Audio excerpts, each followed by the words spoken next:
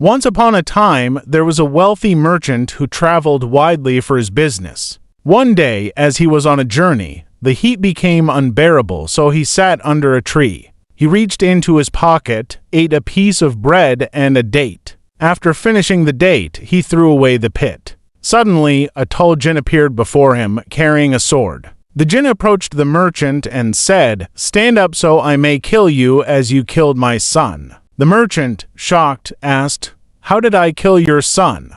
The jinn replied, "When you ate the date and threw the pit, it struck my son in the chest, killing him instantly." The merchant pleaded with the jinn, "Know, O jinn, that I am a man of faith with much wealth, a family, and many obligations. Let me return home to settle my affairs and distribute my rights. Then I will return to you, and you may do with me as you wish. I swear by God, who is witness to my promise." The jinn agreed and released him. The merchant returned to his city, settled all his debts, fulfilled his obligations, and informed his wife and children of his plight. They wept, as did he. He stayed with them until the end of the year, then prepared himself for his fate, carrying his shroud under his arm. He bid farewell to his family, neighbors, and everyone dear to him, and reluctantly set off. He walked until he reached the orchard where he had first encountered the jinn. On the first day of the new year, as he sat weeping over his fate, an old man approached with a leashed gazelle.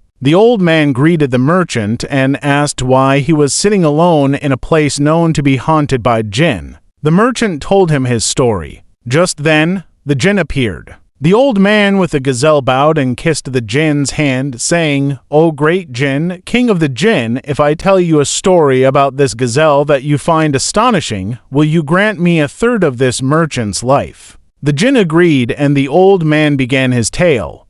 "Know, O jinn, that this gazelle is my cousin and my wife. I married her when she was young and lived with her for 30 years without being blessed with a child. So I took a concubine who bore me a son as beautiful as the full moon, with charming eyes and a perfect form. He grew up to be a handsome young man of 15. One day I had to travel, and during my absence, my wife, who had learned magic in her youth, transformed my son into a calf and his mother into a cow, handing them over to the shepherd. Upon my return, I asked about my son and his mother, and my wife told me they had both died. I mourned deeply for a year. Then came the feast of sacrifice. I sent for a fat cow, not knowing it was the transformed mother of my son. I prepared to slaughter her, but she cried out and I hesitated. Instead, I ordered the shepherd to slaughter her, and she turned out to be nothing but skin and bones. Regretting her death, I gave her to the shepherd and asked for a fat calf.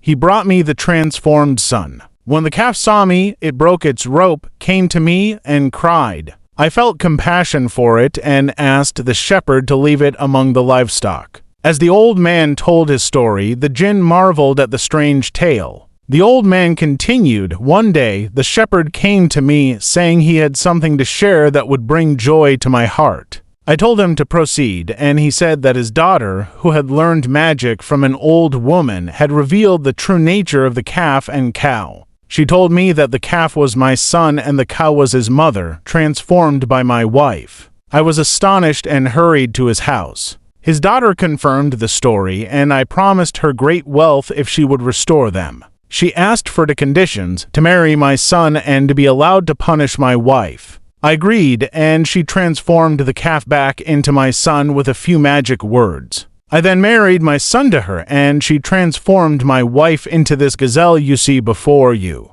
I was traveling when I met this merchant and heard his story, so I decided to stay and see what would happen. The jinn, amazed, granted the old man a third of the merchant's life. Then a second old man with 2 black dogs approached and told his story. Know, O jinn, that these 2 dogs are my brothers. After our father died, he left us 3,000 dinars, which we divided equally. I opened a shop while my brothers squandered their shares and returned to me penniless. I gave them my earnings, and we continued in this way for 6 years. Finally, they insisted on traveling for trade. I reluctantly agreed, and we set off with half of our savings, leaving the other half buried for safety. We arrived in a city where we sold our goods and made a tenfold profit. On our return, we found a maiden on the shore. She begged for my protection, claiming to be wronged. I took her as my wife and fell deeply in love with her. My brothers grew envious and plotted to kill me. They threw me into the sea as I slept, but my wife, who was a fairy, saved me. She transported me to safety and revealed her true nature, explaining that she had married me out of love. She sought vengeance on my brothers, but I persuaded her to spare them.